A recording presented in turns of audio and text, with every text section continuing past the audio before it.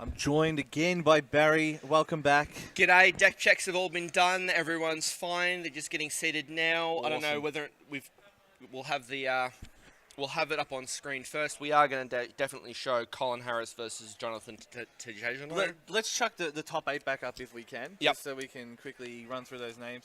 And where's your whiteboard?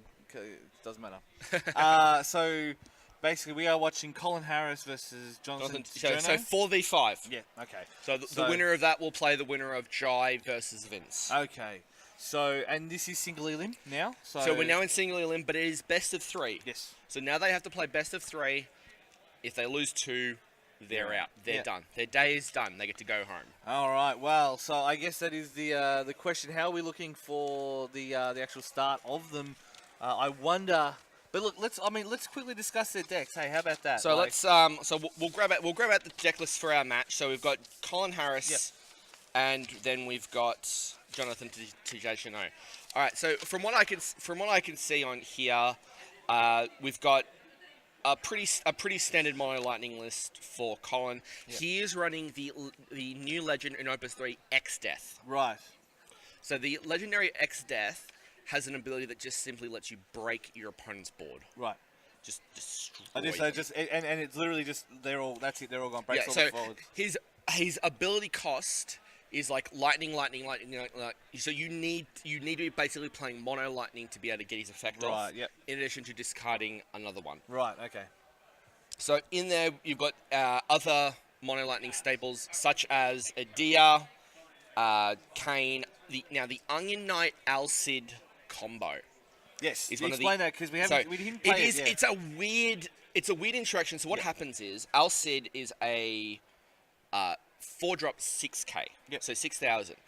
When he comes into play, he may bring a friend with him. Right. So now, he comes in, but he gets to bring someone else with him. If a friend comes with him, he picks a forward and deals at 6,000. Right. That's only if he puts a forward. That's only if he brings a friend with him. But that doesn't affect his. So even though he's a 6,000, that's just 6,000 pure damage. It's just 6,000, and then he deals 6,000 if a friend comes with him. Right. Now, what happens is that if the friend he brings is Onion Knight from Opus 1, Opus 1 Onion Knight says, choose a damaged forward. Yep. Deal it another 5,000.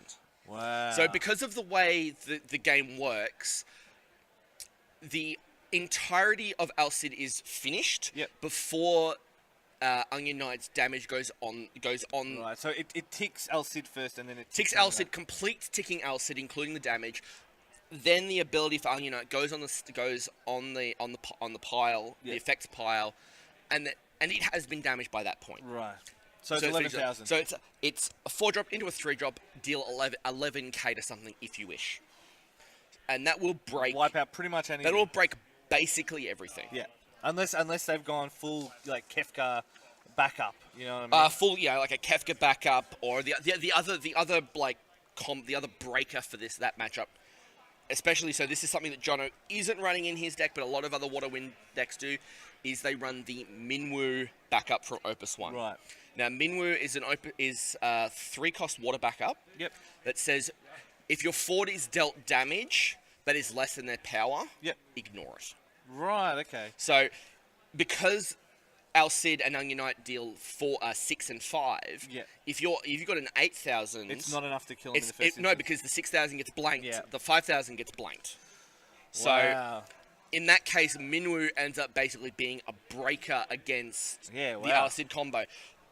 But Jono doesn't have it. Right. Johnathan does not have Minwoo. He is, as I said before, he is very much on the, mill. Yeah. So the other thing he is running the Thief backup from Opus 3. Right. Which sort of just lets you mill.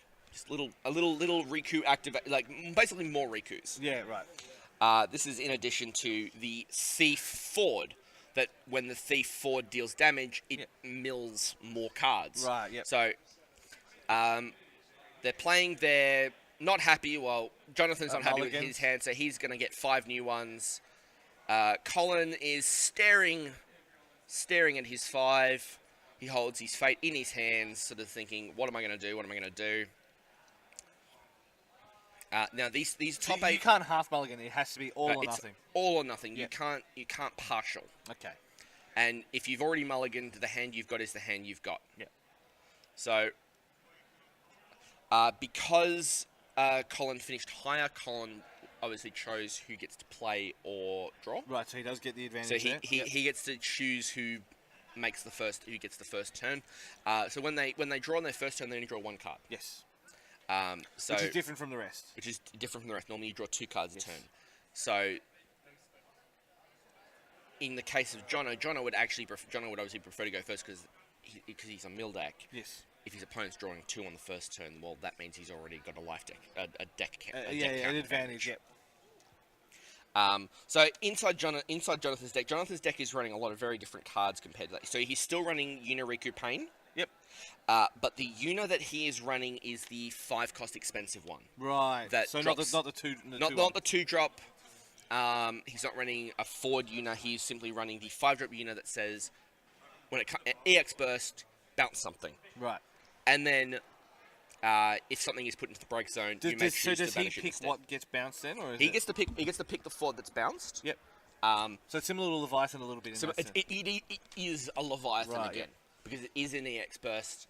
The only thing is that you are getting the extra ability of being able to say that card gets banished, that card gets banished, that card gets banished. Because what the Lightning decks like to do is they like to play cards like Sage. Yep. Sage is a 4-cost backup that says when it comes into play, you may pick a character in your break zone, put it in your hand. Right. So it effectively costs 2. Yep. Because you can conceivably go, discard 2 cards, pick up one of the cards I discarded. It's a very common turn 1 play. Yep. So I guess it helps you situate yourself a little bit better with what you're looking for if there's something that you're about to discard. So they've shaken hands, they've picked up their cards. So we're good to go. They're ready to go. So Jonathan's deck, he's got 2 Dorgans. He's playing a lot of like ephemeral summoners. He's got Pains. He's got there are 2 different Pains in the game. One is the checks for Yuna and Riku, does awesome things if you've got Yuna and Riku. Which is the one we saw earlier. Alright, so what Jonathan's done now is he had an Artemision in his hand and he's just decided, no, I'm going to go back. I'm going to actually just get 4 new cards. And then he's passed the turn to Colin. Colin's hand looks like he's got an X-Death in his hand to start with and a Seymour. So he's playing so that's a Ninja. Ninja, I believe. Yep. And the Ninja lets him like do little chip damage to things to finish things off. So also Ninja is the one that can stack 3 off. Can't it? You can. Yeah. So certain characters are unique. So your named guys like your Seymours, your Dorgans, your Yunas, your Tituses, you can only have one of those in play. Yeah. But then there are some generic guys, generic names, you know, Thief and Archer, that you can have multiples in play at once. Right. Yeah. They have a little symbol in the top right-hand corner that says, You can stack me. You can stack me. You can drop as many of me on the field as you like. Yeah. So I see an Alcid in Colin's hand. Yes. So you cancel. So we're gonna go straight. He's gonna go straight for the X-Death. So he's gonna go big very quickly. Yep, so 2-cost Ninja, choose a 4, deal at 2,000 damage. It's just enough to finish off. It allows his smaller guys to trade up. Yeah. Because a lot of these guys will play big things. Now, the thing is that Jonathan's already got an Aerith in play. The legendary Aerith means that Ninja is going to do nothing this game. Yeah, right. So that also means that the Lulu is going to do nothing if they're in... Yes, which are in Colin's deck. Lulu is a 5-cost backup from Opus 1. Yep. That lets you It lets you blow up a backup, one of your own backups, so freeing up space. Now, you can only have 5 backups in play at any one time. So Lulu lets you break backups you don't need anymore. Yep. And there are some backups in Lightning that say when this is put into the break zone, combo off. Right, yep. For example, for Sawyer. Johnathan gets a Pain, searches for Yuna or Riku, depending on which one. And I think because he's mill, there's Riku. There's Riku, yep. There's Riku in all her foily goodness. I've seen this before, yeah. You've seen that play before. So anytime you get asked to go through your deck, you then have to shuffle. You have to shuffle, yes. Right. Even if the card doesn't say search your deck and then shuffle, no, it's implied. If you are searching your deck, it is always shuffled afterwards. Because I mean, realistically, if you've got that photographic memory on point, you'll be able to go. Pom, pom, pom. Yes, if you want to think that way. Go full Rain Man, yeah. So the other thing that Jono's done is he's played Famfrit. Famfrit requires both players to sacrifice a guy. Yeah. Jono didn't have any guys in play. So it's 3 mana, 3 crystal points, kill something. Yeah. And he's very happy to have that. So Colin, a bit on the back foot in terms of card advantage. He's spent a lot more cards with a lot less of an impressive board come down. So there's Lulu, which isn't going to do really much at the moment considering Aerith's in play. I can't see anything on the deck list that would allow Colin to get around the Aerith. So I think he's just going to be choosing it mostly to free up backup space later in the game if he needs to. Yeah. For example, he has Fusoya, which when it comes into play, it deals damage to something, which is going to get blanked by the Aerith. But when it dies, when it's put into the break zone, he can get a character back out of the discard pile. Yep. So he can get that X Death back that he's already lost. He sacrificed 2 of them. I think the first card he put down was an X Death. Well, the X Death, there's an X Death in the discard pile right now, and then there's a legendary Sephiroth. That's certainly not a card you see commonly. In there, normally you see more things like Zalbags and Amons. Yep. In addition to Onion Knight Alcid, Rigdia also can replace Onion Knight if you need to be. It's not nearly as good. So here's a Zidane. We see the Onion Knight Alcid combo. We see Adia and we see Minerva. Minerva is a 7-cost legend, light legend from Opus 3. Yep. That at the start of combat on every turn, you pick one of 3 really good things for you, and it's like drawing cards. It's pumping your team. It's blanking your opponent's entire board. It's emperring them for a turn. Wow, yeah, that's brutal. So depending on the matchup, you can do some really sweet things with it. So it looks like he comes off for Soya, which is going to get blanked by the Aerith.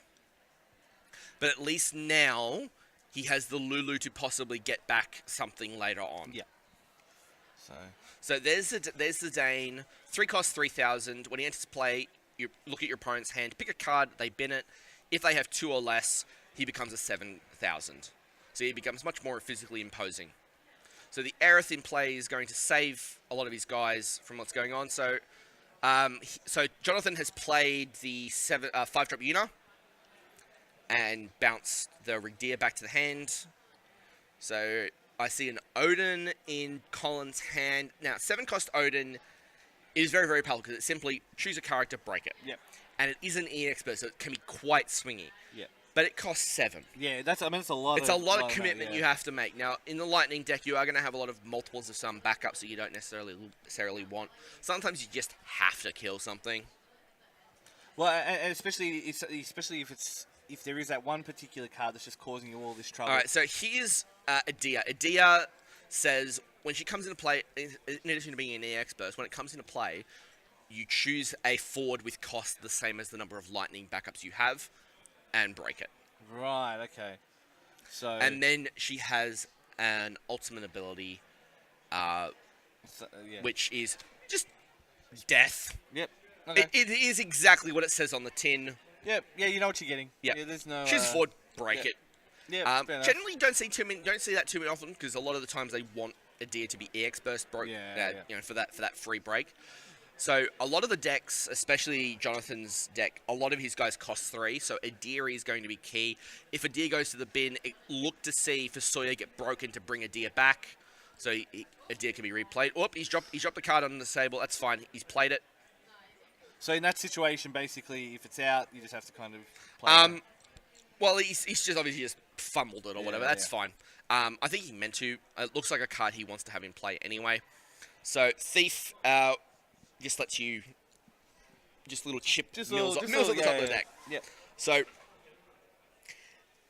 milling in this matchup is good for him because it advances the way he wins the game. Yep. But at the same time, it opens up. Basically, it gives more options for Collins, for Sawyers and Sages to get more of his good cards back. Yeah, right. So, how how that plays out depends on how long this game goes. Well, see, Colin does seem more comfortable with the discard zone. Like, he seems to be more willing to kind of risk it just because he has these tools to potentially bring things back. Now, the other thing that Colin has to be aware of is that Jono has actually done damage to him. And 3 damage to that, damage has been done, and he's already on 3, and he hasn't done anything to Jono. Now, Jono's played a lot of these really cheap guys who take damage very easily, but he's also had the luxury of having Aerith in play to sort of say, well, okay, fine, you can't break me with your Lulu, you can't do for Sawyer, you can't. So, gives him a little bit of space. So, some of the other interesting cards, we've obviously got Bartz is still in the deck, which activates all wind fords. Yep. All wind characters, sorry. So even his backups, if they're wind, get activated. So that's how he gets free Riku activations every turn. Yeah, right. So he gets to double up on all that sort of stuff. We saw a lot of Bartz when he was playing against Vincent. Like, it was... oh, yeah. That's back and forth, so there you go. So the fords you control cannot be chosen by your opponent's backup abilities. So you can't get the backline to murder them. Like, so the backline can't even to choose them. Yeah, right. So even though this deck doesn't care, she costs 3. Yeah. There are no 7 fords in that deck to reduce her cost. The fact is that it's not as good as simply having, like, for example, the other Aerith, which simply you discard an Aerith, you activate everything, they can't be targeted. Yeah. But at the same time, you're not having to sit there holding an Aerith in your hand and waiting to play it. Yeah. And waiting for something to happen. So. He's got the Archer there as well. He's got the Archer there. So the Archer, Archer's just there for crystal points at this point, I think. I don't see him, because basically that Archer, he'll use that Archer to pay for extra Rikus if he has that opportunity. So here comes Minerva. The 7 cost 10k. Woof. 10k.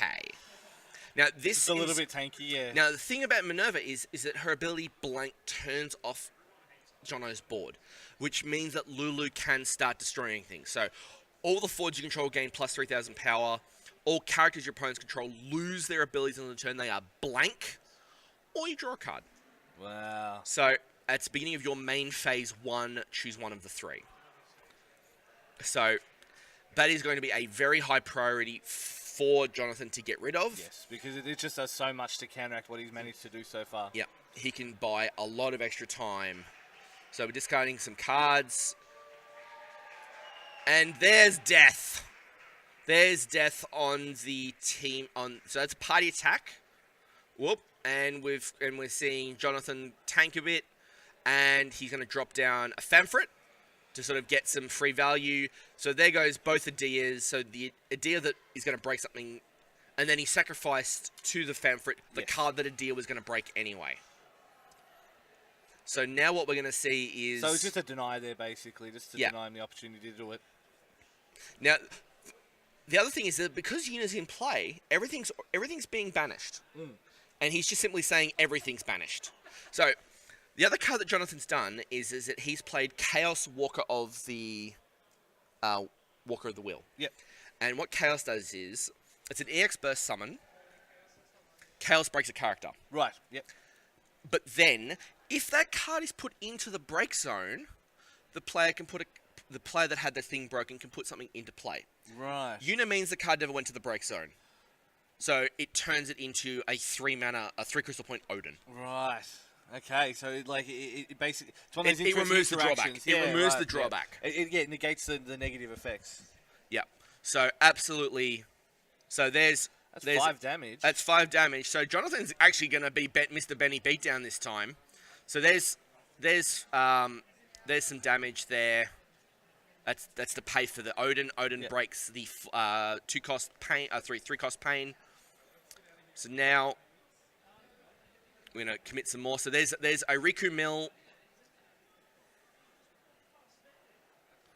which draws a card. There's another Riku, so he's going to... That's some huge damage for someone whose whole objective is to mill you out, you know what I mean? Like, there's Butts, there's activate everything, and then we expect to see another end of turn mug you. Wow. Because he does have the second one there. He does have the second one in hand.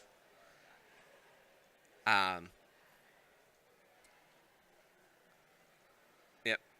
Mug you. 1, 2. There's some good cards. Bouts is very good in this deck.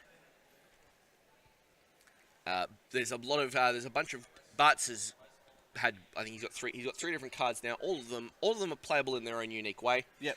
One of the funny things about there's a 6 damage. 6 damage. Whoa! He's committed all of his crystal points plus 2 more cards to Odin break it, so he doesn't have to take any more damage. I don't know. Yeah, how does he? End of turn, Riku. We're not far away from a game 2. Yeah. Number 1, 2, 3. Pain. Activate again. He controls a Yuna and a Riku, so we're going to activate 3 backups. Draw a card. So he's got 6 cards in hand, so he needs to play something. Well, he's got something. Yeah. So Ephemeral Summoner lets him search his deck for a water summon. Nope. And Colin decides he's had enough. That's it. The writing's on the wall for him. He knows he's not going to be able to come back from that. That was a pretty. Jonathan had him there. A very aggressive game for Jono. Normally, when considering he won most of his games by mill, he actually did 7. Well, like I say, I mean, Colin had Vincent earlier, and so it was a similar kind of dragged out game, like a longer play style. But I don't think he expected Johnathan to just start chipping him so early, like just to start hacking away at him straight away. And then he had the Aerith to provide answers to stop him taking too much damage. To kind of counteract the negative effects of that. But that was a 10-minute game. Yeah, something like that. It was over pretty quickly. So we'll go and see. We'll just give them a shuffle. And so they're just gonna go straight back into it. So they'll as soon as they're ready to shuffle. Jonathan's given up. He's dealing some poker. Oh no, he just likes the pile shuffle. I mean, that's all right. There's no harm in that. As a judge, I would discourage people from actually pile shuffling. I mean, if he pile shuffles and presents, I'm going to go have words with him. Yeah. Because you should not be pile shuffling as your exclusive way to shuffle your deck, because it's not that random. Well, it's not really shuffling though. It's blindly sorting. Yes, yeah. The cards adding stacks. Yeah, the cards are still in some sort of discernible order if you have that eidetic memory. Yeah. But no, Johnathan knows what he's doing. He's played enough events to know. Oh. Do we yell out? Do we? I think Colin may be. No, there you go. Colin's actually giving the deck a shuffle. That's fine. Yeah, right, okay. Phew, crisis averted. Nearly had a heart attack there. So is it do your opponents have to shuffle, or is it like just encouraged to do so? It's encouraged because you don't. I mean, at the same time, you don't want to be like, oh man, I lost because I shuffled my opponent's best card. But it is random. And you're obligated to actually give your opponent a chance to cut the decks. So Colin lost, so Colin's going to decide who goes first. I'm going to see their opening hands. I see a Fusoya, a Rigdia. We should slow down their damn hands. Jono's like, no, mulligan again. Want 5. Now, Jono can afford to be aggressively mulliganing for his good cards here because he is a game up. Yes. He is a game up. Colin's kept his 5. He doesn't want to risk getting a worse hand. And Colin is choosing to draw, which is surprising in this matchup. So, as discussed, now Colin basically instantly starts with a negative. Basically yes, but at the same time he gets to draw. He gets to have more options on his turn 1. Did the same thing. Artemisia just pulls out his. So he's done an Artemisia again. Now with Artemisia, you don't have to be in every card. You put a certain number on the bottom and only draw that many. So it allows him to number, or it's like 3 or 4. Or something? It allows you to partial mulligan. Right. Okay. So that's the exception to the no partial mulligan. Yeah, it's the exception that proves the rule. But it also goes to show how good of a card Artemisia is in fixing a pretty. Sometimes he can turn a dud draw into a god draw. So this looks very familiar from the start again. Yeah, well, they're playing the same backup. So one of the cards in Jonathan's hand that we didn't see game 1 is the Oracle backup. So the Oracle backup lets you pay 2 wind, you sacrifice the Oracle, and then you just activate everything. Right, okay. So that's another way he can Riku. Get more Riku triggers, get more Riku activations, Sometimes you're doing tricks, etc. The other card that we didn't see in Game 1 from Jono is Cloud of Darkness. Cloud of Darkness is a heroic card from Opus 1. Yep. It's a 6-drop, and it's each player chooses a Ford. Yep. And then sacrifices the rest. Wow. So they keep the favorite son. They pick one. Yeah. They pick one, bin the rest. So against decks like that'll be his Golbez tech. Right. Yeah. So if he ever comes up against Golbez, that'll be his tech. Just to say, okay, fine, you've gone wide. No, pick one. Yeah. And 9 times out of 10, they're probably going to keep the Golbez and get rid of all. Well, no, Golbez is already gone at that point because remember they've swarmed the board with all these different things. So we've got Lulu, Ninja, and Black Mage for Colin. And we've got Oracle, Archer, and Artemision for Jono. So Jono's not quite got the Riku going just yet. But we see Colin sort of getting his board organised. So Fallacious Wanderer, what it lets you do is when it comes into play, you choose 2 wind characters and activate them. So if you've got wind backups, he picks the wind backups, he activates them, so he refunds you on the crystal points you've spent. Right. Yep. Johnathan has then used those 2 wind characters to pay for a Riku. Right. So it's almost like ramp in a sense. Yeah. Yep. I get you. So Riku's down. The clock has started. Yes. So there's an Alcid. There's an Alcid. Yep. Targeting, and then there's that's enough. That's 6,000. That's a dead Fallacious Wanderer. So there's Jonathan's favorite card. I don't need to ask him that. I just know because he plays it in every deck. I saw him playing Golbez one time that he jammed Riku's into. Yeah. Just cause. Why not? Like why not? So he's turning it in now.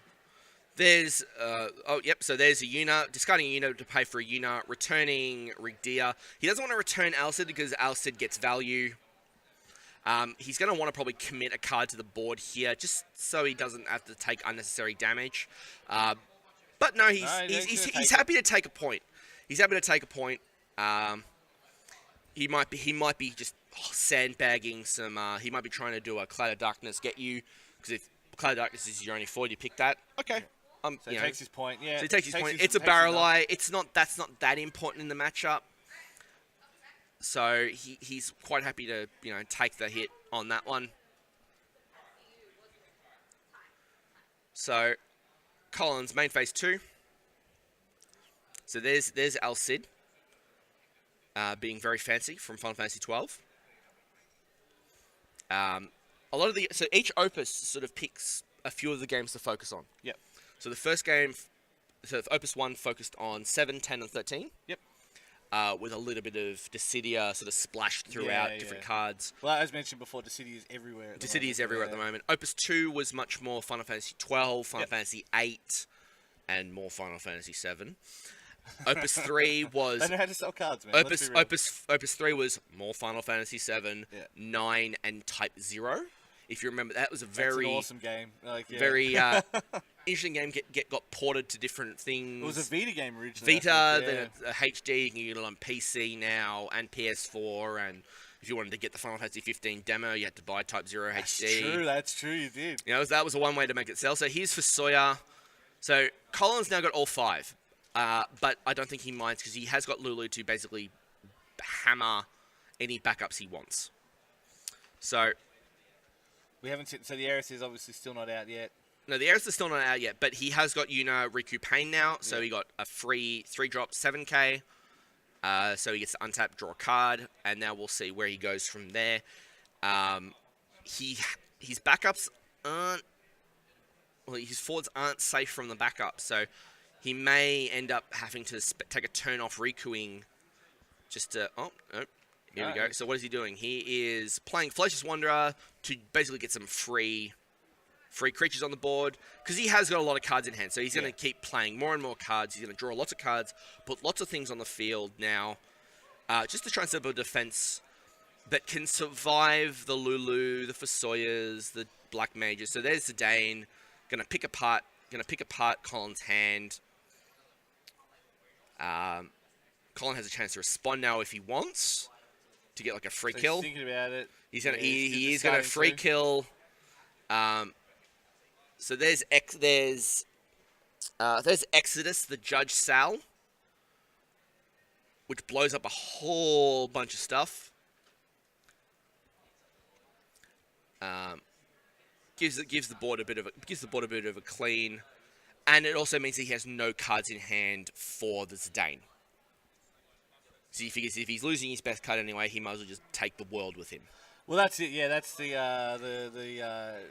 terrorist notion. Just like that's it. I'm done. We're taking everything out. So now that the board is clear, the problem is that a lot of Colin's cards only do good things if Jono's playing forwards. Yeah. But if Jono's not playing forwards, he has the advantage because he still has a way to progress his victory condition, which is the Riku's. He's obviously going for the deck. Now he's going to try and play cards. So there's Exodus, the Judge Cell. Select a number. Your opponent selects a number.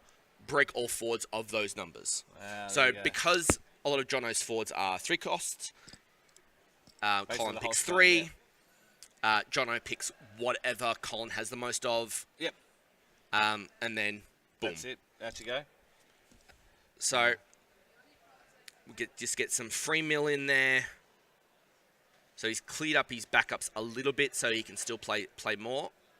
A little bit less aggressive this one. Like by this point, a little bit less aggressive, damage, but you're sort of to and fro depending on how the game is going. Now, if Colin was playing more forwards to act as a threat, then Jono would be obliged to put some forwards out to defend. Yes. But Colin hasn't been doing that. No, he hasn't been applying the pressure that he needs to get Johnathan to commit things to the board. So there's just a Rigdia just for no value. It is a 2-cost 5k. It's just there to try and sort of say, well, I'm gonna point you. I'm gonna deal you some points of damage, and get you through. So there's Rigdia. When he enters the field, you choose an active forward, so an untapped forward. Deal at 3,000. If that forward is put into the break zone later this turn, he dulls a different forward. Right. Okay. So he attacks one, and then he basically paralyzes another. Yeah. Basically, yes. If one's down for the count, he gets going. So he plays another archer. So he's got 2 archers now. So he discards a Go-Go to play a Go-Go. So Go-Go is an interesting... He's a 1-cost 7k. Wow. Well above curve. But he has the downside of if your opponent has no forwards, he dies as well. Oh wow! So he has to be met by a force. He can't be alone on an empty board. Right. Okay. He then also has an ability that if Go-Go is damaged, if Go-Go has been damaged, you can discard another Go-Go to just break something. Wow, there you go. So here comes Kane. Kane, when he comes into play, he shrinks a character by 5,000. So actually shrinks. And then he's going to sacrifice Fusoya to Lulu to deal 5k to finish the Go-Go off. So just get it off the board. But instead what's going to happen is that Jonathan's got another Femfrit. So he's going to sacrifice the Go-Go. Colin sacrifices the Rigdia. Kane's ability does nothing. Jonathan's done all right for himself. Well, he's turned a bad situation into an okay situation. Into a better situation. But he still has the Kane in play to deal with. He still has to deal with the Kane at the moment. Nice deny there, I guess. Again, it's a denial play. It's like, if I'm dying anyway, I'll take something with me. So Kane, when he enters the field, or EX bursts, lose 5,000 power. If a forward has no power, it dies. Yeah. Kane also can just break something with Dragoon's Pride at the cost of not being able to activate. It's like exert. So he has to exert. If you play Magic, you played Ammon. I went Pokemon in my head where after you use Hyper Punch, you can't act. All right, yep, that's fine. So Colin gets in with Kane, deals Archer. I don't think Johnathan minds losing Archer at this point. So Colin is going to commit another forward to the board. We'll see what it is. It'll probably it may be another backup. No, here we go. So he's going to play a Sage. So Sage lets him go through his discard pile. And there's your Cid. Yep. and gets a Ford. So he's going to get Al Cid back, and he has the Onion Knight in hand. So if Johnathan commits another Ford to the board, he can Al Cid Onion Knight it. So it was in Jono's favour. Now it's looking a little bit more parity. I would say because Colin has a head on the board, but Colin's discard pile is massive. Which is exactly what Johnathan wants. Which is what Johnathan wants, but at the same time, there you go. There's another one. Oh, no, but we've got a response. We're going to mug Colin first. So there's a Seymour and an Al Cid. Yep. Getting rid of an Al Cid's good there. He draws a Valor 4. Not great. Whoa! So he hit Chaos's EX Burst. Because Yuna's in play, he can say, no, goes to the banish, gets removed from the game. No, yes, that doesn't even go into the graveyard. It never touches the graveyard to trigger the rest of Chaos's ability. Right. Free value. Yeah. He's making a lot of these smart with like denial plays, Johnathan. That was a Chaos. That was an EX burst off the top. Yeah. That was purely lucky. He could have just ended up being the other way around. So there's an Onion Knight. There's an Al Cid.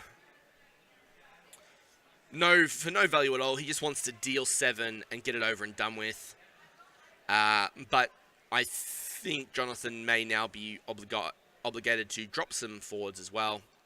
So when Thief comes into play, Colin has to put more cards in the discard pile. And now we're going to see probably so he's going to activate Riku. Tap Riku, discard an Echo to play Pain. Pain lets him activate 3 of his backups, which means Riku is ready to go, ready to rumble for the next round. Yep. And Jono now has 5 cards in hand, meaning he doesn't have to discard. So it's like, if I have to discard anyway, I might as well leave my backups available just in case I have to do something with them. Yeah. Now, Archer can only break 3 or less. Okay. So the backups that Colin has aren't necessarily that great to break anyway. So there's another idea. He has 5 lightning backups, so he can break anything costs 5 or less. Obviously, Pain is being targeted. Oh, there's Valor 4. So the Valor 4 Legend upends the table. Everyone picks up all their forwards. Which is good for Jono because that means that he can replay Pain, draw a card, activate all his forwards, and he can replay out his cards a lot quicker than Colin can. But now, in response to the Valor 4, Colin is going to use Lulu to destroy the Thief so that the Thief doesn't come back down for cheap, getting a free card off the top. And it also allows Colin to play it stops it from going back into his hand. Basically, yes. Another denial getting play. Something out of it. And here is Sephiroth. Just cue up the one-winged angel there. So when Sephiroth comes into play, they choose a backup and break it. So, ironically, just remember, every Aerith is a backup. Spoilers, come on, man. Oh, for how old is that game now? I know, right? 20 years or whatever. We got the next re-release coming out very soon. So Sephiroth comes into play. Now, for an 8 cost, you would think he'd be pretty big. But he's only an 8k, but he is first striking. Yeah. So it's very hard to tangle with Sephiroth in combat. Basically nothing except like a Minerva can tangle with him in combat. Comes into play, destroys the unit. Now the unit, I'm surprised he's destroyed Yuna and not the Riku, but at the same time, I can see why he destroyed the Yuna, because it means he can't get any value off the Chaoses. Yes. So he's obviously, Colin's been keeping track of where the Chaoses are. He sees one in the break zone. He keeps checking the discard pile to sort of see where the others are. Quick deck count to make sure he's got enough time to win the game. He's still got to deal 4 more damage. But here comes Pain. Pain to get probably get a Yuna. There we go. There's Yuna. Yuna, replay Yuna, which will bounce the Sephiroth. And what all that probably end up meaning is that Colin will have to commit even more cards just to replay the Sephiroth. Yeah. That's the downside to Sephiroth. He costs 8.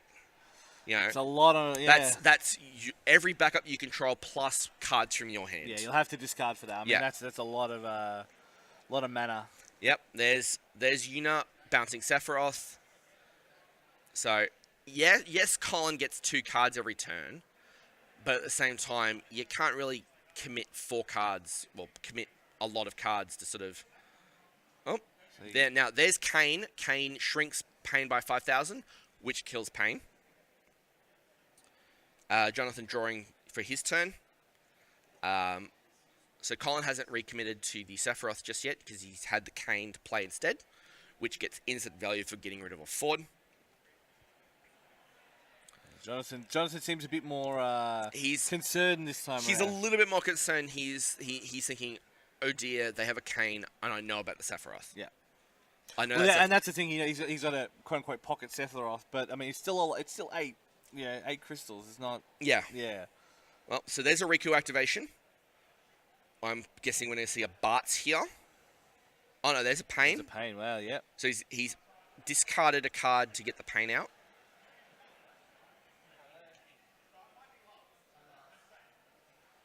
And he's drawn a card there, so he's got a Cloud of Darkness in his hand. So water.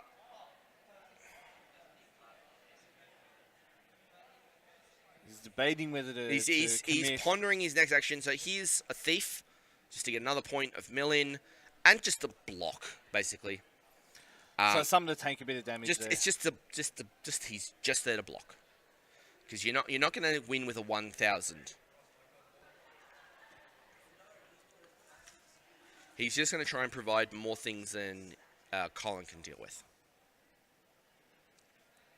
Yeah, I guess that is the big thing. Colin has these big boy cards, and it's almost wasted using it on like a smaller enemy like a card that's it's such bad value. Yeah, you want to trade reasonably well, and it's just not.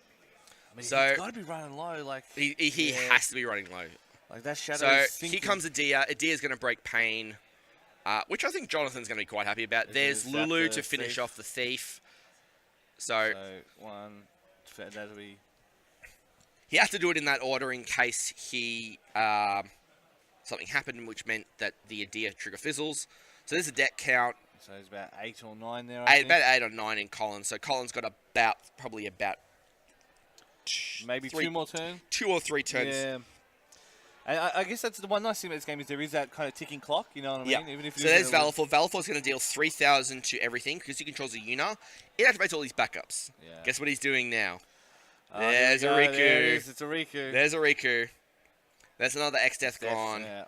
There's 2 mana for another Valifor, which... So that's 3,000 and 3,000. That's enough to kill a Dia. So that does count as a... So that does accumulate. Yeah, so the damage accumulates, which gives him another Riku activation. There's a Valifor that will kill the Kain and activate him again. GG. And Colin has had enough. Triple Valifor for the kill. That's That's the call from over the back. I need a shower after watching that. I think that's a pretty so dirty. It's so dirty. That was a hell of a way to finish a match. Wow, like... You can see Colin was like, "No, I'm not having that. That's a morale killer." Like that's And then then Johnathan just drops the one of Asura from his hand to sort of say, "I could have activated them all again." Yeah. Wow. I mean, wow. Yeah. That was I mean, I expected that to go longer. I'm going to put that out there right now. Yes, but at the same time, Johnathan is very good at playing that slowdown. Yeah. Right. So.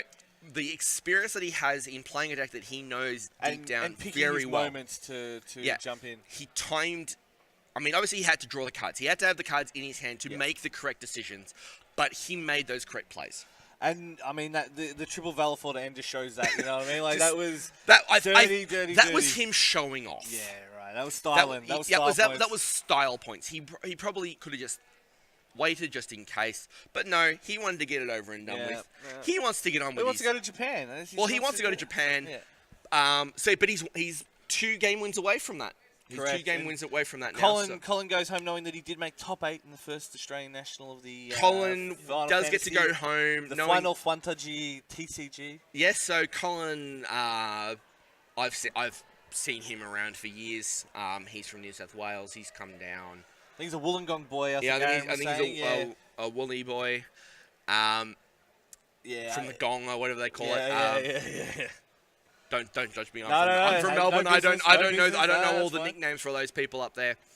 But like, I guess, like, I mean, good on him for coming down and. I mean, look, it's always hard to travel and win tournament and do well in tournaments, especially. It depends. He may have come down last night, but some people chose to come down from Sydney this morning. Oh. Those are the they came in on the red eye. They were on a plane before I was here. Yeah, right. You know, we've been here since 7 a.m. They were probably getting on a plane at 7 a.m. to get here on time. Right. I mean, like, and I guess that is probably a testament to the game. You know, the fact that we got so many interstaters coming down. Gamers are gonna game. Yes. They are gonna try. They just sometimes they can just be, value hounds. Yes. And look, you'd have been crazy to not. No, why not? Especially if you're a local. Well, we've got some. So Chris versus Jason, potentially game 3. Okay, so Chris versus Jason. As I said, those are the two sort of.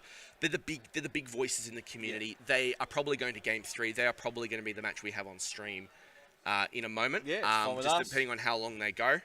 That one should be interesting to watch. If only we had audio for that one, because I'm sure there would have been. Run a handheld mic and just can we get the banter, please? Banter, please. Although Twitch might not let us broadcast it anymore. Look, that's fine. No, look, I don't mind. Like, as long as you're not drinking beer, I don't think they care. So, I wouldn't put it past some of them sometimes. Hey, they're all 18. That's all that matters, aren't they? I don't know. I don't know. No, my business. I don't check IDs. It's on my. Wait, that's wait a second. Wait a second. No, we don't. No, different thing. Let's rewind. So potentially we've got Chris versus Jason. So we're going to find out if that is to go. Let's have a look at their decks. Let's have a look at their decks on paper. So we've got Chris and Jason Zhe. So as we had before, we had Jason Lee on stream before. He's playing Waterwind with Zidanes. A very managed to hold out against Vince there. Very consistent deck, which is, it's all 3 ofs and 2 ofs. He's not running any spicy 1 ofs. He's playing for consistency. There's no pocket whatevers. There's no pocket whatevers. Now, that's the difference between playing best of 3 in Swiss versus best of 1 in Swiss. If you're playing best of 1 in Swiss, you want the most consistent deck. Yes. Now, I'm used to seeing Jason playing a little bit more out there bruised because he is used to playing in a best of 3 format. And in that case, you have the luxury, okay, I lose game 1 because of bad draws. But when you're only playing 1 game during Swiss, you want it to be you want to be able to play something that is consistent and able to consistently have the same game plan each game. So to reduce the chance that you just get screwed. Yeah. And which can happen. Which definitely can and has happened. We've seen it happen twice today. You guys have probably seen it on stream when I haven't been here. Luckily, the games I've seen they've gone the distance nearly. Well, I mean, Jason got lucky last time with that last call Riku, like the last pickup. If he hadn't have done that, he would have been all over. So definitely. But Chris Mattiske's deck is the Earth Ice deck. Okay. Now he's running Vincent's. He is running Deleters. Yes. So he's all about that. Just get rid of stuff. He's not running the Legendary Deleter. He is running the Rare Deleter. We're going to game 3. Cool. So Chris versus Jason. So that's Waterwind versus Earth Ice. No fire in the top 8, which is kind of disappointing. Fire was one of the hype decks. We did see a couple of fires on stream. But none in the top 8. Yeah, right. That was one of the hype decks coming into the tournament because Ice Fire had been doing very well outside in Europe, in America, and Japan. But here, for whatever reason, we've got a lot of.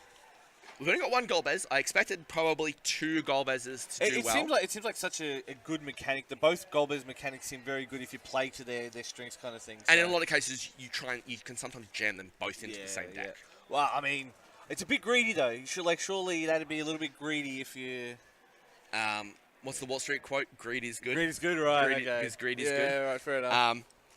Or the other one is go big or go home. Yeah. So Chris is running a 1 of Emperor. Right. So if he can land that against Jason, that will make Jason's life a little bit more difficult. So is that the Silence Emperor, or is that's the other the Silence Emperor? Yeah. Okay. Now the other thing he's got is Shan Toto. Oh, so the. So Shan Toto is a 7-cost backup. But when she comes into play, break or remove every forward from the game. Yeah. Just break So that's everything. the reset button. That's It the resets I've had the enough button. of this. I'm out of here. Your goal bears, you flooded the board. Nah, blow up the board. Alright. So Chris Mattiske likes his memes. Yeah. He is repping a photoshopped version of Emperor, the Silence Emperor. Right. Yes, he is. The Yeah, swag Got the and swag the and Doritos chain and the Leafs. The kids, I don't understand what the kids are talking No, about. That's all right. he's all about them dank memes. And then just the Square Enix at the bottom. Yeah, there's the- I'm sure they'll love that. It's literally the card. Yeah, It is literally the card that he's photoshopped over. Chris decides to mulligan. Jason decides to mulligan as well. Wow. Taking it serious. Game 3. It's Now, serious. Jason has got 3 Artemisians. So was that a Garnet? that is a Garnet in Jason's hand. So a lot of free value there in potential. So Artemision gives Jason free mulligans later on if he needs them. From what I can see there, it doesn't look like he needs them right now. His hand looks... It seemed like an okay hand. It looked all right. It's not perfect. I'm sure if you were to ask him to draw his perfect 5 cards, that's not what he would pick. No. But I mean, you can't always get what you want, so... But if you try sometimes, you might just get what you need. Well done, thank you. I set that one up. I was hoping you'd knock it out, so... So, having a look through here, so Chris's deck... Straight into it. Whoa! So, he's just pitched 3 cards to drop 2 backups onto the field at once. So there's a Devout and a Jill Nabat. Now, Jill Nabat has an EX burst that freezes things. Now, if you freeze something, it doesn't untap. Okay. Is that for a single turn, or is that? It's for a single turn, yeah. Okay. So, and then Devout, what Devout does is it lets him revive something out of the discard pile, put it straight into play. Has to be a particular size, has to be of a particular cost, but it allows him to keep replaying some cards from the discard pile. For example, there's a Genesis in his discard pile. When Genesis comes into play, you dull and free something. Right. Yep. Now and then when he deals damage to his opponent, make them discard a card. So he strips their hand as well. So Jason going all in early to put a Maria and a Waka into play at once. Now he knows Chris isn't playing bounce. As in, yeah, he's not playing. Ways to return the Waka to his hand. So that Waka is going to stay there. If anything happens to that Waka, it is mostly going to be frozen. Yes. So there's Emperor. There's Emperor straight up. There's Emperor straight up. So now all Waka's going to do is be able to swing. Yep. So we're looking at Jason's hand. I see an Artemision in there, so he may want to... Well, no, he's going to pitch the Artemision. He's going to play... It's a Zidane. So he's going to have a look at his last card, which is a Vayne Legend from Opus 2, which strips his hand. So now he's just going to bash. Nice big... So there's there straight away. There's Zalera. Zalera the Death Seraph. Zalera breaks things that are prime numbers. Oh, okay. So it breaks 2s, 3s, 5s, 7s, 9... not 9s. 2, 3, 5, 7s, 11s, and 11s, 13s. 13s? None in the game, but you never know, in case. So he comes... Power creep is real. Now, Ralban. Ralban is a backup that drives me nuts. Right. It comes into play. You pick a forward you control. You pick a forward they control. Your forward deals damage to their forward. A one-sided fight. Right. It's also an EX burst. So nothing you can do about it. So if you've got the biggest guy on the field and you hit a Ralban, you are just like, I am so happy. You know, that is the best damage I've ever taken. Jason gets his one hit there. Takes a little bit of damage. So Jason took a hit, took Barbarisha.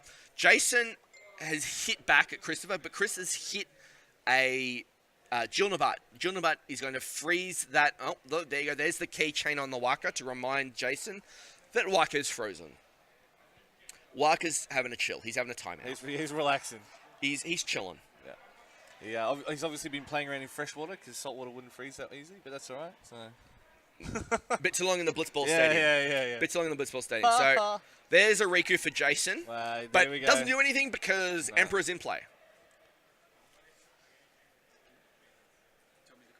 No, you're good. Thank you. Oh, we're good. Yeah, it's all right. Thank you. All right, so we're just advancing in the game. Couple turns. Let's go. So, Oh, so Chris has attacked Jason. Jason's got a Steiner EX Burst, which lets him get a Final Fantasy 9. He's going to grab Light Zidane. Now, he can't play for 2, but he'll probably just have it up his sleeve. If he catches Chris with only 1 card in hand, he may be like, I will commit 3 CP to get this. Yep. And just get your last card out of your hand. Yep. Zidane in hand. Chris passes the turn. The freeze goes away. Waka is still dulled. I see a Yuna in his hand. That should make Jason happy because it means he gets to play his forwards for cheaper. So there's a wind. There's another card to drop. So 3 and there's the Zidane. He's going to draw a card with that because he can't get Chris's last card. No. So he wants to dig further. He's trying to find a way out of under this Emperor. Now, the way the game is set right now, Zidane is an 8,000. So Chris can't attack with the Emperor for free. Yes. He can't Railband for free because he's already got a Railband in play.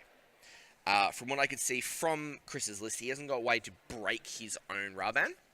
So the only other Railband triggers he's going to get for the rest of this game, rest of this match even, are from EX bursts. Yeah, okay. So it's going to require that almost luck to... Yeah. So it's 2-all. Boards are... I think once Jason activate... Oh, no. Jason... so Chris is like, no, I don't think you've got anything you want to trade. And I think Jason's going to tank on this. He wants Emperor gone. He needs Emperor gone. Yes. Makes his life a lot easier once. And Jason gets rid of the Emperor, but I'm sure Chris has got Devout. So the Devout will let him just go up, out you go, back you go. So there's Cecil. Cecil is a 3-cost 7k that whenever Chris takes damage, Cecil deals 5k to something. Yes. Yeah. So it punishes Jason for attacking. So it disincentivizes him actually making these forward motions again. So Cecil is also a feature in any deck running for Sawyer. Yep. Because Sawyer damages yourself, which triggers Cecil, which means that you can combine Sawyer and Cecil to 12k something. Yes, I was going to say, so that would actually duplicate then, right. So it just 12k something. So there's Waka. Waka's going to attack. Waka's going to buff himself to 10,000. And Chris is going to take the damage, he's going to point at Waka and say Waka's got 5,000 on him. Whether or not he can do anything with that right now, we'll see what happens. There's Chris fidgeting with his cards. There's Leviathan. Discarding Leviathan to play Yuna. Now, he would have wanted probably to play the Yuna with something else, but he may not have another water card in his hand to play the Yuna. So, sucks for Jason, but... Leviathan's always a good card to have. Leviathan's always a good card to have. Put it this way, if you're discarding... You're not discarding Leviathan to pay for it. Unless you really have to. Yeah. So there's Cecil. Cecil attacks, flips a Sylph. Now, that would have mattered. So Sylph EX Burst activates a character and pumps your team by 1,000. Had Chris had other attackers, that would have been... He would have basically said, okay, I can't attack anymore because Waka's activated, Waka's up to block, and he's now huge again. He's 10,000 on block. Which you're not generally getting through. Now, the only way that the Sylph at the moment is going to manage is if there's another sort of fight effect going on, but I don't...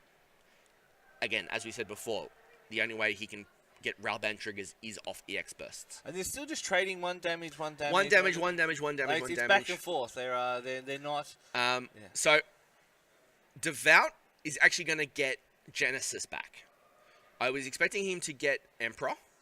Oh, but there's another Devout, probably for another Emperor. So the Genesis Dull freezes something when it comes into play. So he's frozen it. Yep. He just likes to show off his silly little thing on the camera. Kirby? Yeah. Yep.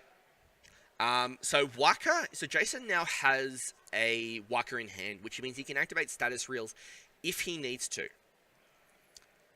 So there's a pain for free because... That's how that works. How that works. Yep. Chris says, I can't do anything about that, so everything untaps, and he draws a card. So it keeps him neutral on cards, and costs him nothing to do so. But he gets to dig one deeper. So, looks like looks like I see in Jason's hand some Valafors, so that may come in later.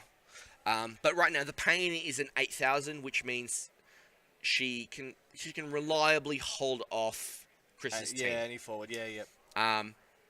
Not forever. He has got another Sylph available to him if he needs to.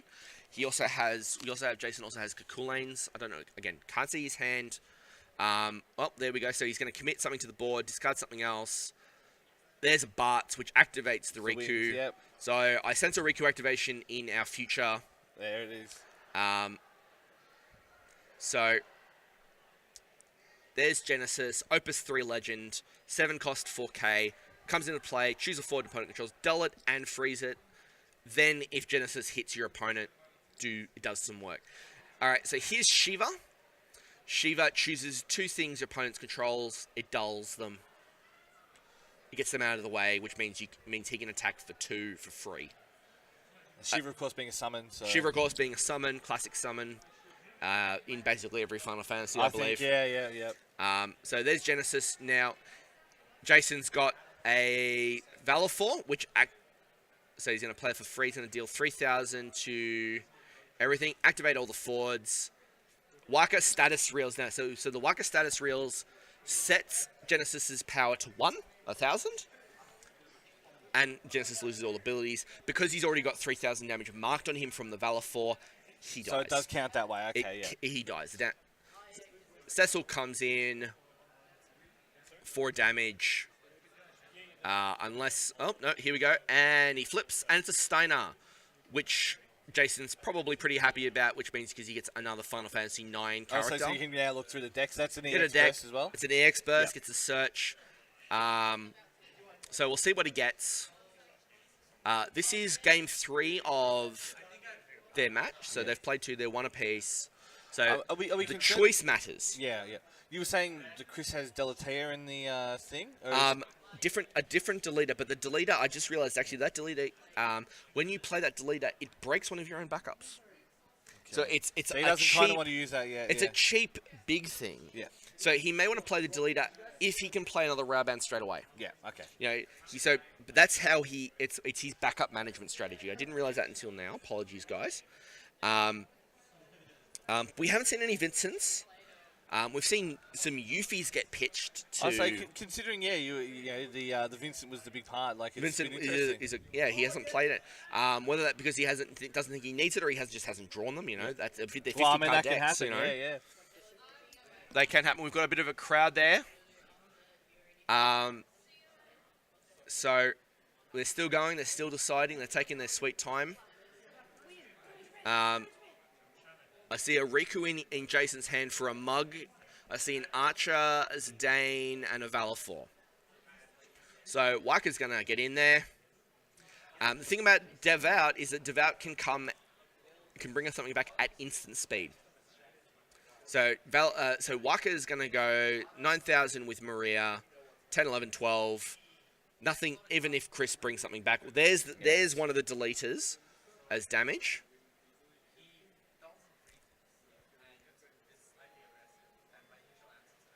And still deciding what's going on. Yep. Jason looks at his hand again. Chris flicks his cards quite vigorously. They don't change if you do that fast enough. No, they don't. Unless if something does change, we're going to see something. We're going to say something shonky's going on here. So, Bart attacks. Bart is 10,000. Now, Renoa is a.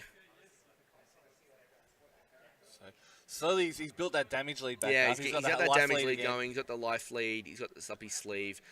Here's where we may see Devout get broken to bring something back to trade for the pain. But at the same time, Chris doesn't know whether or not Jason has another pain in his hand. The thing about pain is, if one's in play, the other one's stuck in your hand. And in a lot of cases, you don't really want to deal with that pain in case they can just go, okay, fine. You killed my pain, I'll just play another one. Get free card. Oh, no, he's just going to take it. The damage. That's 6 So there's 6 now. So there's Chaos. Chaos is the dark version of Cosmos. Right, yep. Same thing as Cosmos, except for dark characters instead. Lets you play multiple dark characters. So, for example, lets you play... it lets you play your... Emperor and something else, or yeah, Sephiroth. I know that was our last game. That was our last game. Yeah. Taking 2. So there's Deleter. When Deleter enters the field, choose a character you control and break it. And then she has that estimate. So the main reason why you're playing her is a 3-cost 9k. Yes. 9,000 for a 3-drop. That's a pretty, yeah. That's well above the curve. Yeah. You know, generally for a 3-cost, you're generally getting about 6,000, 7,000 power creature, or power forward. But sometimes, again, it has a drawback. Yeah. But that drawback in the right deck can be a positive. Yes, yeah. It's like everything. It's about the complementary skill that goes with it. There are backups that like being broken. Deleter gets played in Golbez because it's choose a character and break it. Oh, break my Golbez! Hooray! Yeah. Value. You know, so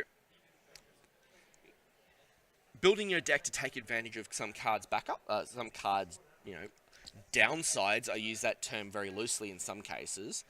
It may sound like it may look like a downside, but you can certainly spin it into a massive positive for you. So Chris is on 6. He has to play carefully. The wrong move could leave the door open for Jason to just upend the table. That's all it takes is one thing you haven't considered, and especially when it's done. Yeah. Like, that's it, game over. But these guys both know. These guys have probably played each other heaps of times, probably with these same decks. Yeah. Or at least similar ideas. enough, yeah. You know, they'll have probably seen these decks at their locals. They've probably listened to them. So they would have some idea of what's going on. Yeah. Jason running, again, you know, they probably talked to their mates. So they said, oh, what did you see what Jason played or whatever. Yeah. So Chris is being ballsy here and attacking. He's on 6. So he's happy to trade. So Jason is happy to trade Zidane for the Cecil. But we'll see what happens. So there's. Oh no! So we've corrected it. Maria's in play, so Zidane doesn't die. So that was maybe a bit of a punt on Chris's side. Oh yeah, of course, because she adds the extra. Extra 1,000 power. So Jason should have known that. That's why we have table judges to catch these little play mistakes. These guys are probably going. Is it Shinoto time or something? Like, is he? It's Shantoto or game over. Yeah. It's Shantoto or bust at this point. There's a Vincent that he searched for with Jesse. But it may be too late. I'm not... Unless he's willing to commit a lot of cards from his hand to the board, it's not looking good for Chris. There's Shantoto. Wipe the board. Making sure... So Jason's just making sure Chris has committed the right amount of mana. He's going to sit there and think. Oh, nope. All right. So he discarded the... Oh, and then he devouts the Vincent into play, which allows him to play the Yuffie for free. Yuffie is one of the cards in Opus 3 built for Vincent. Yep. She's a bit of a fanboy, apparently. Hey, man, that's all right. Different people like different things. So the thing about Shantoto is that she's also a mana fixer. Okay. So she comes into play. She is every element. Yes. So you can dull her to pay for any of the CP you like. But when she goes to play, every forward removed from the game. Cleans the board. So that's another reason why you'd have the deleter there. Sometimes you want to break your own Shantoto to play another Shantoto. Because sometimes you just got to sweep the board. Yeah. So Devout's come into play, brought Vincent out for basically nothing. And then Yuffie's come out from Chris's hand to put pressure back on the board. So obviously he knew that was coming. He knew he had the Shantoto up his sleeve. He wanted Jason to commit a whole bunch to the board. But at the same time, Jason, didn't know whether or not he had Shantoto. Sometimes you have to play like they don't have it. All is not lost. Jason has been sandbagging cards to keep cards available in his hand. He's dropped an Aerith now, so he can protect from death penalty if he needs to. I was going to say, he's got that down there, so it's a little bit safer. A little bit safer.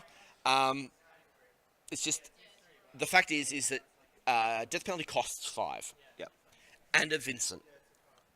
So unless the top 2 cards of Chris's deck are literally a Vincent and, well, one of the top 2 has to be a Vincent. He can discard the other card and tap 3 to pay the 5. Yep. So one of the top 2 is a Vincent, then he So can there's the activate death Garnet penalty. as well. So Jason has used Steiner to get a Garnet. Shuffle, shuffle, shuffle, shuffle.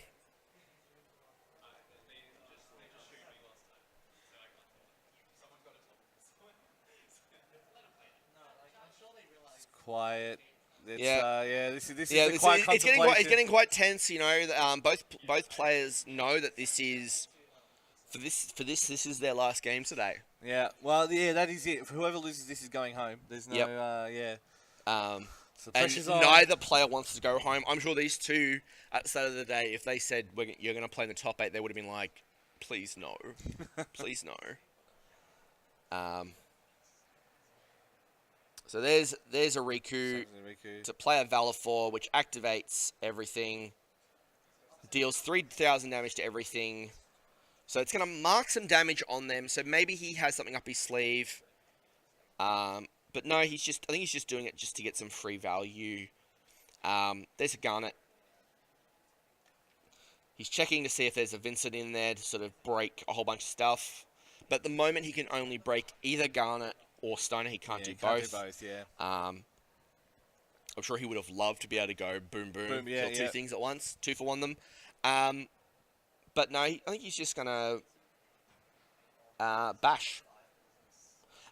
Yuffie gives Brave to Vincent. Okay. Which is like Vigilance. Yeah. So he gets the second, doesn't dull to attack. So there's a Barbarisha as Jason's damage. So Jason goes to 4. But still a long road to go for Jason. For Chris. To 5 now. To 5. Okay. Yep. Sorry. Just wait for it. Yep. There's the graphic. There's 5. Thank you. Can always rely on our spectators to correct me if I make a mistake. That's what they're here for. Yep. So Chris is checking Jason's discard pile. Make sure he's keeping a rough count of the cards he's seen, the cards he hasn't, what he knows he's got up his sleeve. He's handed over. Every decision could be his last. It is quite tense for him. It's very close, and I mean, like, he has come back a fair way as far as damage goes. I mean, yeah, Jason's on 5. He's clawed back a little bit, but it'll go to see what in the hand. Yeah. Jason still has extra cards in his hand over Chris. So there's Garnet, Legend from Opus 3, 3 cost 7k, already a good rate. There's a Mug from Jason. So 1, 2, there's a Renoa and a Squall. That is very, very strong for Chris. Very, very strong for Jason. Those are some of the best ice fords in the game. Jason draws a Dorgan, which he may want to be careful about that because he may end up getting death penalty if he doesn't have protection. So he may not play that unless he's got an Aerith in hand for a free draw. Free protection, basically. He's got a Kakulain as well, but Chris hasn't been activating many things. No. So the value isn't there for it. No. You'd be paying 3 cost points to draw a card at this point. Yeah. So here we go. Here's an attack for 8,000 from... I don't know. Chris obviously has to respond to this. He has not got... he can't take any more damage. If he takes another damage, he's out. He's out of Nationals. So there's just Chris just checking to make sure he's got what cards are in hand. So the thing about it is we don't know how many summons that Jason could potentially have in hand to pump his entire team. Yep. And that is the concern because Chris has to consider what is waiting in Jason's hand. Yeah, what is waiting in Jason's hand. We can't say Chris's hand, so we don't know whether or not he has got a Vincent for death penalty. He may choose to go, okay, you attack me, fine, I'll death penalty in response. But no, he's going to block. And before any effects happen, at the moment, they're going to trade. Garnet is an 8,000 thanks to Maria. Vincent is an 8,000 on his own. Chris has not got any buff effects. They're both going through the graveyards now to check just to the check card piles. Just to make sure there's nothing going on there. We're going to discard and dull to just to get the trigger, the summon trigger on Garnet to pump her by 1,000, so she lives through the fight. So even though it's not going to shrink the Vincent by any, it is still going to get 1,000 to keep Garnet alive. Yep. Unless Chris is sandbagging a Vincent, in which case he's been doing it very well. Yes, he's hitting the yeah. Oh, there's an Aerith in Jason's hand. That is not going to be good for Chris. That will not be good for Chris.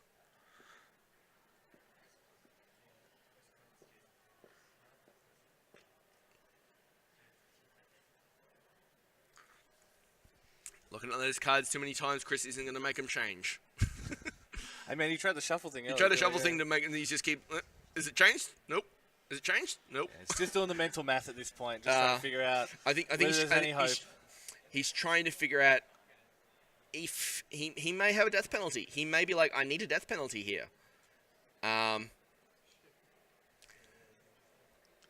But what he doesn't know is that there's an Aerith in hand. So,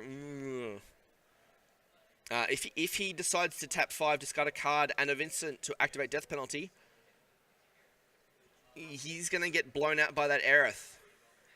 Now, he couldn't have known that Jason just drew that Aerith, but I'm sure that when Jason saw the Aerith, if he didn't already have one in hand, he would have been, nope, he's happy to, yep. Takes the trade. Why is that trade? There we go. There's the Aerith. So Steiner attacks. Yuffie has to block. So Chris decided to try and activate Jill Nabat's EX Burst, which dulls and freezes a character. Yep. So that was before Steiner could attack. Jason has activated Aerith in response to stop from being targeted.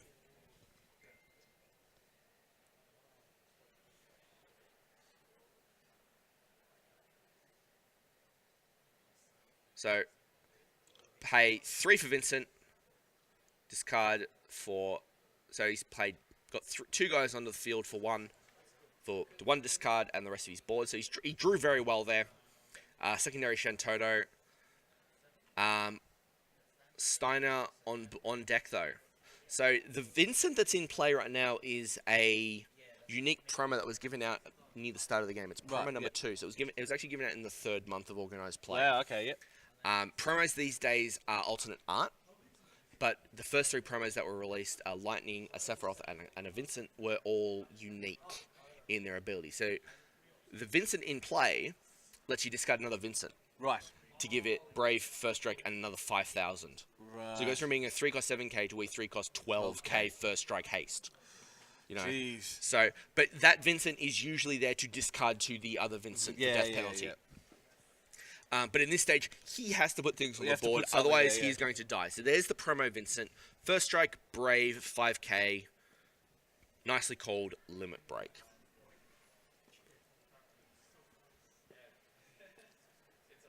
So the thing about S abilities in this game is it doesn't care which version you're discarding as long as it is the same character. Yeah, it's the same character name, yeah. So, unfortunately, no discarding Cloud of Darkness to Cloud. Yes. They are technically different. We get it.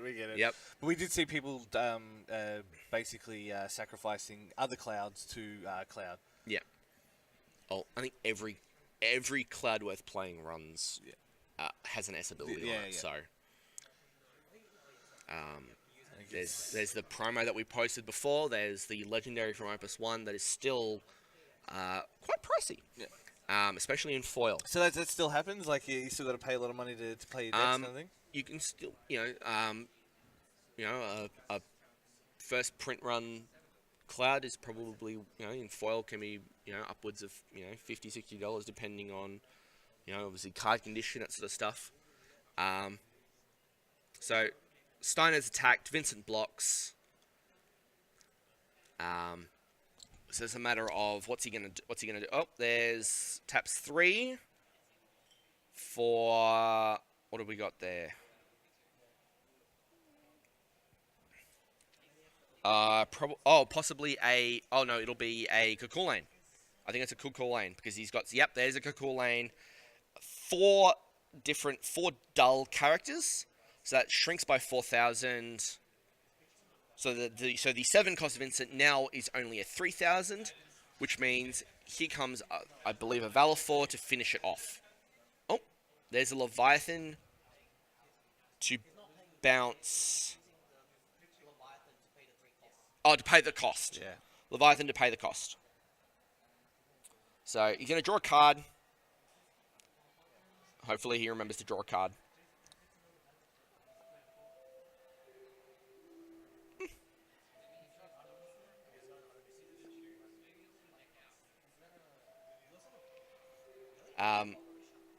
Chris still tanking. He's still up against it. Steiner's still in play. He attacks with Steiner again, and he almost has to block. The moment Chris runs out of forwards, he's done. But the thing is that Jason probably hasn't got many cards left himself either. So he can't have many left. He can't have many. Neither player has many left. As you can see, the shadow on Chris's discard pile is much greater than the shadow on his thing. Unfortunately, because it's the black on black playmat for Jason, we can't see the deck sizes. But just he's handling his discard pile right now. It's quite substantial. He's just, he really is just slowing things down. He's I've got that 1 point lead. They have the luxury of being untimed, but at the same time they can't slow play. There'll be a judge there reminding them, "Hey, we need you to make a decision." I just think he's he's taking all of those weapons out of Chris's arsenal and he's going to have another quick look through. Jason has a look. Chris is like, "What's so interesting? I'm going to have a look there too." And then Chris passes the turn. Chris passes the turn. Jason activates everything, including the Steiner. And that's it for his deck, isn't it? No, he's got two more. He's got a couple more left. Yeah, it's very hard to see. That's the one thing. Black on black. Yeah. He's doing it so we can't see it. Yeah. So we can't get. He's doing it just to annoy us. So 2 cost. There's an Artemision. So he's in an Artemision. He must have the cards up his sleeve. He's going to put 2 cards back to draw 2 new cards.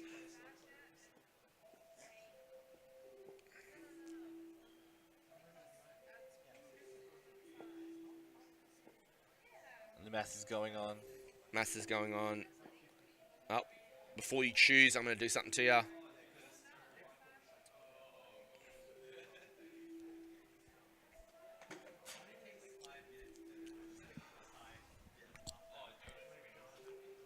Yeah, it's the intermission bell. Intermission bells are tolling quite loudly. It's probably telling them to hurry up. Yeah, I think it's the theatre downstairs. They're telling people to go back inside. So there's Steiner. Steiner attacks. Okay, so the Artemision came down. Whoa, there's Atomos. Hey, there's Aerith. Aerith to protect the Steiner. The Steiner, because the Artemision is in play, there is another Final Fantasy 9 character, so Steiner will survive the damage from the 4 that he played. There's Dorgan. So Chris has to play 2 forwards right now, or he loses.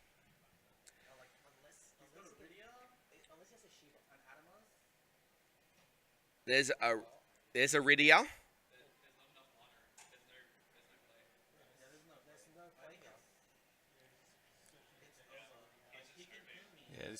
So there's Zalera. The Zalera, the prime number killer.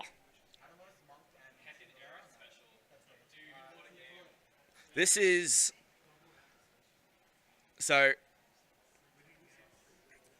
very tense. We came from a very quick 2-0. We came from a very quick 2-0 to a very long, drawn-out slugfest. Both guys are running low on tank. They're probably both exhausted at this point mentally.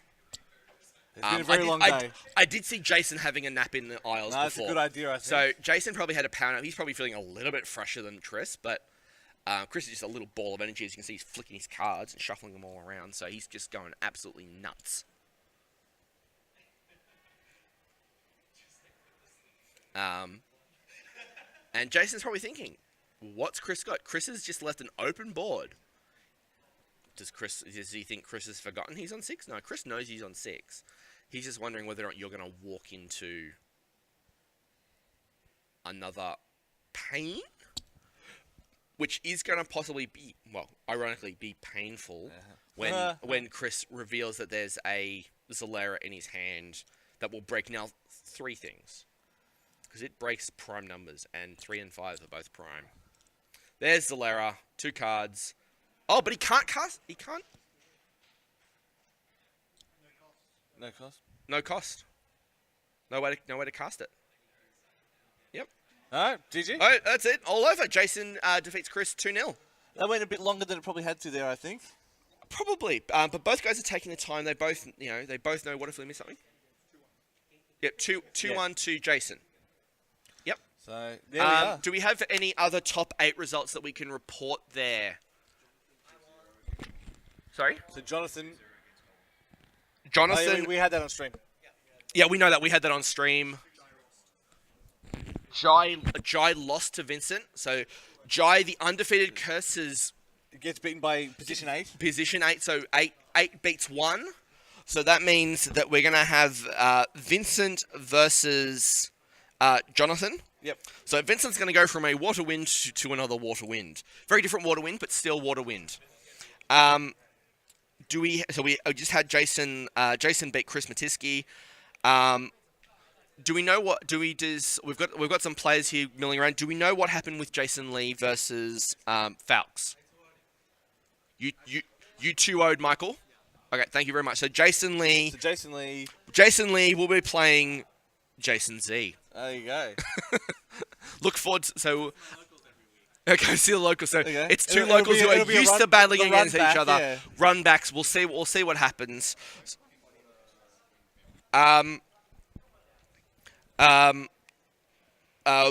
Jason Lee's playing Lightning Earth. Yeah. So the semi-finals will start momentarily in about 10 minutes. Whether I'm back in the booth or someone else is back in the booth, I will back very soon. I will be back probably for finals. We'll see what happens. I better go do my job and watch some matches. Not as a commentator. Well, thank you very much for coming in. I will see you next time. Bye, chat. See you later, guys, and we'll be back in about 10 minutes. In 10 minutes. Yes, look forward to it. For semi-finals. Semi-finals action at Nationals.